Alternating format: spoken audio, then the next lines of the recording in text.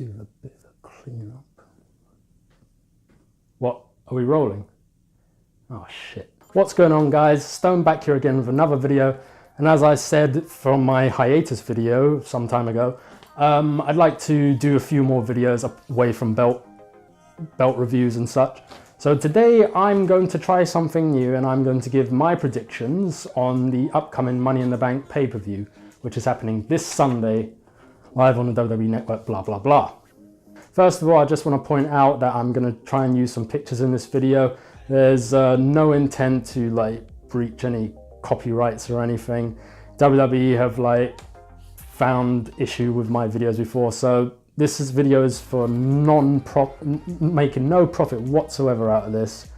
So hopefully this video stays online. If you manage to watch it, that's cool.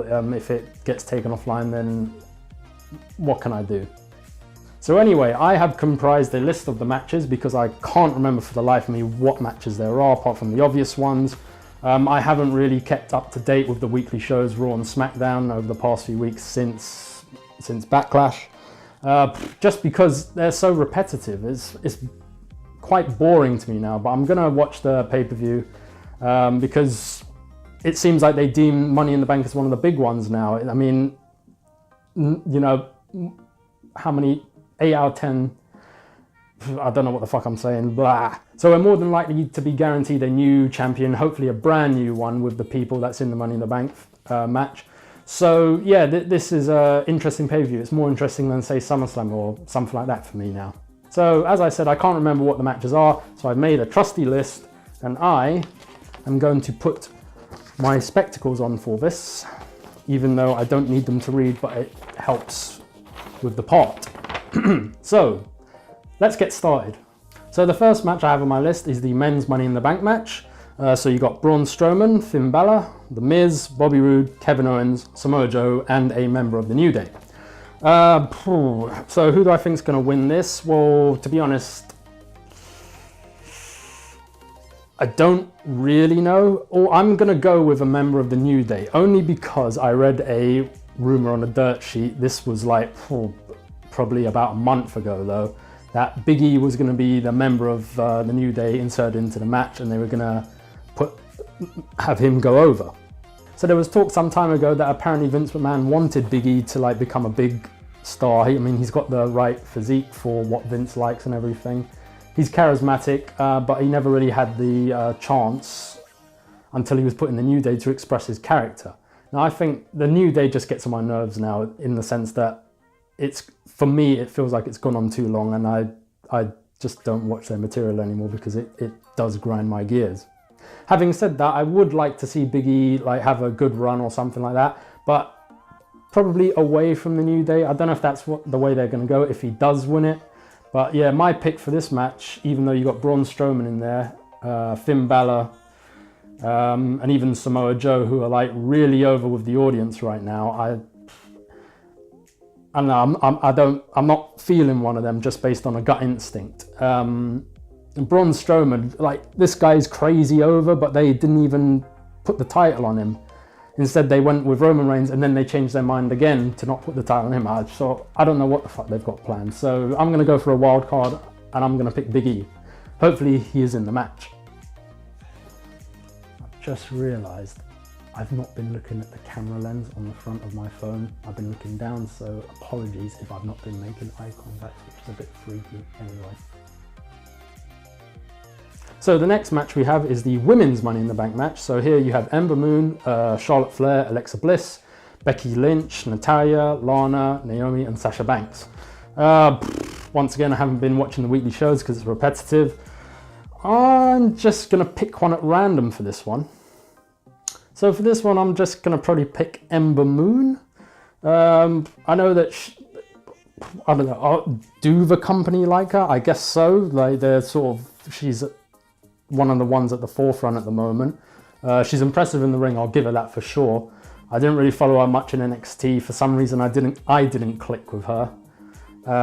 But yeah, I just imagine, like, say, for example, we have like another, you know, the women's title changes from Nia Jax. I'll get onto that match later on.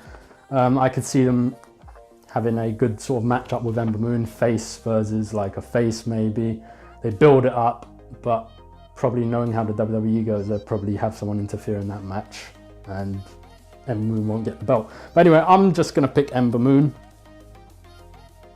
Yeah, next match I have here is the WWE Championship match, the last man standing match between AJ Styles and Shinsuke Nakamura. Now, oh my God, I'm pretty sure most people agree with me here. We just want this feud to end. Leading up to WrestleMania, I think it was one of the biggest draws of the WrestleMania card, considering it's like two really big names, you know, internationally as well with Nakamura. I was really looking forward to seeing something great at WrestleMania. The fact is we still got a clean victory there, but then they turned Shinsuke heel, and since then it's just been like him attacking AJ Styles' groin.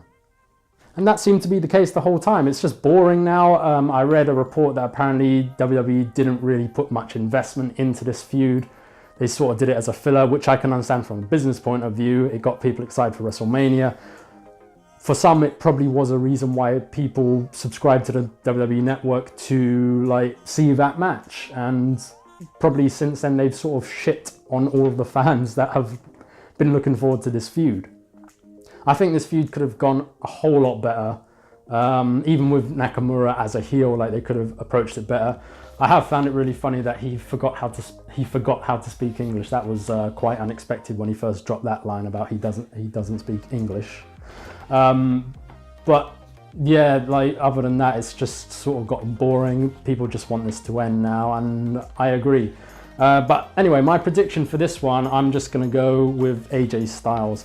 Now, there was talk about he was carrying an injury, but after all this, if they didn't have much investment in it, AJ Styles draws money in the terms of like he's over with the fans as a face. I just can't really see them putting the title on Nakamura within this feud. Next up is probably the match that WWE want to big up the most because it draws money, and that's the Raw Women's Championship match between Nia Jax and their chosen female child, Ronda Rousey. Now, when this first came about, I was just like, oh God, like, I like Ronda Rousey. I think she's cool. I think she's pretty attractive as well. But in terms of like her getting a title shot already, I was like, really? Like that was before I'd seen how it all gone down. But it just occurred to me, like I said, I think Money in the Bank is probably one of their premier pay-per-views now. So it makes sense to have like someone who draws money from like, you know, based on her exposure in media, the UFC, everything. I'm sure it will like draw a lot of eyes. She had a very good performance at WrestleMania as well, in my opinion, for her first match. So I guess from a business point of view, it makes sense to put her in this match for the title. Now, I just want to quickly say it was really weird. Going into WrestleMania, Nia Jax was the victim and became a major face, and it's like they're going for a whole bullying angle. But now all of a sudden it seems like she's a heel. When she challenged Ronda Rousey to this match, I thought like, oh yeah, a bit of competitiveness. They're gonna like have a few little insults at each other. But I did check out a few segments, and I haven't seen when Ronda Rousey put her in the armbar this week on Raw. But it seems to me like Nia Jax is suddenly the heel, and that just seems sort of out of left field for me. It doesn't make sense. But anyway, even though Ronda Rousey is in this match and she draws money, like I've said, I don't see them putting the title on her just yet. I'm going to go with the report that they want to do her and Charlotte Flair as the main event of WrestleMania, which is another drag in the sense that like you're putting Ronda Rousey in the main event already at WrestleMania. It's such an iconic spot to have, and they're just going to go money, money, money. Once again, from business point of view, it makes sense, but from a actual fan's point of view, it is a bit... So anyway, enough of the bullshit. I'm gonna pick... Well, I don't really want to pick Nia Jax to win. I'll be surprised if she wins cleanly. I think there's probably going to be an interference. It looks like Ronda Rousey's going to win, then someone will interfere, and it ends in a disqualification with Nia Jax keeping the Women's Championship. Next match is the SmackDown Women's Championship match between Carmella and Asuka. I think on paper, Asuka would kick the shit out of Carmella. Now, I love Carmella. I think she's attractive. I think she plays up the heel role good. She can get annoying, but that is good for her heel persona at this time. So with that being said, I can easily see them keeping the belt on Carmella. I'm going to pick Carmella to win, or keep the belt at least, probably another interference, but that would be shit if you have 2 women's championship matches and they both end in interference and disqualification there, and Carmella keeps the belt. But I'm going to pick her to at least, I don't know how she's going to do it, but I'm going to pick her to walk out this match with the title, because as a heel, I'm sure it will build up more anticipation for her to finally lose it. And I'm pretty sure if Asuka's going to get the belt, I personally, at least, would like to see her win it in a sort of more competitive way, like where it's like a good match, you know, it goes back and forth, not because realistically, I think she would just wipe the floor with Carmella. Sorry. After that, you have the Intercontinental Championship match between Seth Rollins and Elias. This just seems like a bit of a pointless rivalry just to have the title on the pay-per-view. So with that being said, I'm going to pick Seth Rollins to walk out with the title. Now there's talk about he might challenge Brock Lesnar at SummerSlam for the belt. It would sound even better if maybe they do something like when Hulk Hogan and Ultimate Warrior faced off at WrestleMania. Winner take all, have the Intercontinental title and the Universal title on the line. Him versus Brock Lesnar, that is. So I'm going to pick Seth Rollins to go over on Elias and walk out with the victory and the title. So to round off the championship matches on this card, you have the SmackDown Tag Team Championship match between the Bludgeon Brothers and Luke Gallows and Carl Anderson. Now, I've just not followed this at all. I think from what I read, Gallows and Anderson won a #1 contendership match, which is how they do most title things these days. There's no story behind anything. The fact that this is on the pre-show maybe sort of signals that it's a match they don't really care about, which sucks for the actual wrestlers in this match. But yeah, I'm just going to pick the Bludgeon Brothers to keep the belts. I don't have anything else to go on this. Right, so the next one is Roman Reigns versus Jinder Mahal. I'm easily going to pick Roman Reigns. I can't see Jinder going over on Roman Reigns. I don't know how much further they can go with this feud. I mean, it's cool that they're still sort of picking Jinder to be on TV and everything. I'd like to see him get another title run, WWE title run or Universal title run at some point.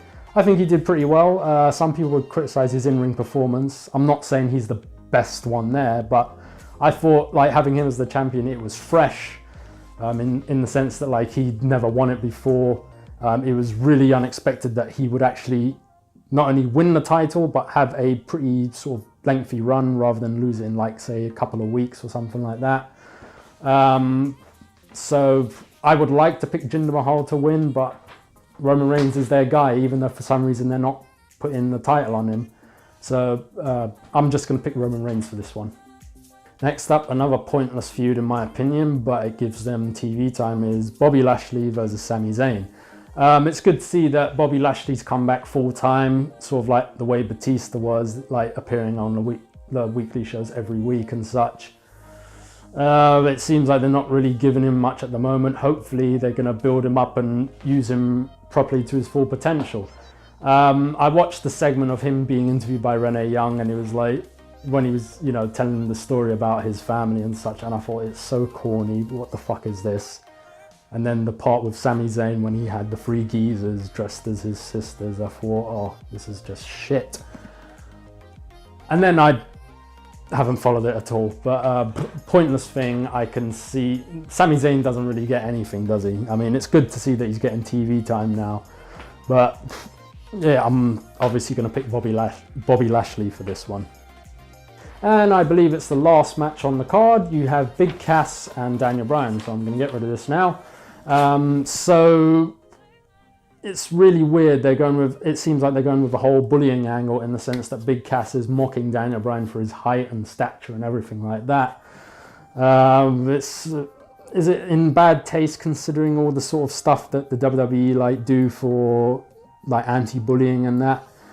Obviously back in the Attitude Era they would have gone a lot more raw, excuse the pun, with this. And that might have been a bit more entertaining, just in the sense that you tune out and you think this is entertainment. Not that I'm condoning bullying whatsoever in any way. Fuck that. But yeah, just based on what WWE stand for now, I think it's a bit weird to sort of go with this storyline. Anyway, so my prediction for this, Daniel Bryan won at Backlash, but then was attacked. I can see them running with this for another month or so. I'm going to pick Big Cass to win, just so it's like he gets the upper hand on Daniel Bryan. Hopefully, at the end of it, Daniel Bryan does come out on top, but it seems weird. I don't know what they're doing with Daniel Bryan. Like, he's been over with the fans since like before 2014 when he won the title at WrestleMania 30. But yeah, I don't know what they got planned for him. It just seems like after all this, he's losing all the time, isn't he? I don't know, I might be wrong on that. But yeah, I can easily see, I see Big Cass going over on this one. Hopefully the fact that they made a point about putting The Miz on SmackDown with Daniel Bryan, that will lead to a match between them at WrestleMania. Yeah, I hope that's the case, because I wanted to see that match. I was hoping that they would do that for Daniel Bryan's like first rivalry when he came back, but maybe they are saving that for something like WrestleMania so it builds up anticipation. Anyway, to get back on point, Big Cass to go over in this match and defeat Daniel Bryan. Anyway guys, that's my predictions for the 2018 Money in the Bank pay-per-view. Hopefully it piqued your interest. Like I always say now, I want to get more interactive on Twitter, so you can hit me up on there. My handle's somewhere. Yeah, what do you think? Do you agree? Do you disagree? Do you want to give any thoughts? You can hit me up on Twitter, leave comments in the box below, whatever, all that shit. Feel free to like and subscribe. And if you're going to watch it, I hope you have a good time. I don't keep up with NXT, but I will be watching NXT TakeOver Chicago this Saturday. Whether I watch it live or what is another matter. But I know they put on really great performances there, so I'm looking forward to that. Just on paper, I'm looking forward to Ricochet versus Velveteen Dream. I just imagine that's going to be an insane performance match. So yeah, anyway guys, thanks for watching. Enjoy the pay-per-views this weekend, and I'll see you in the next video. So take care. Maybe I'll go clean myself up now. Maybe not. Bye.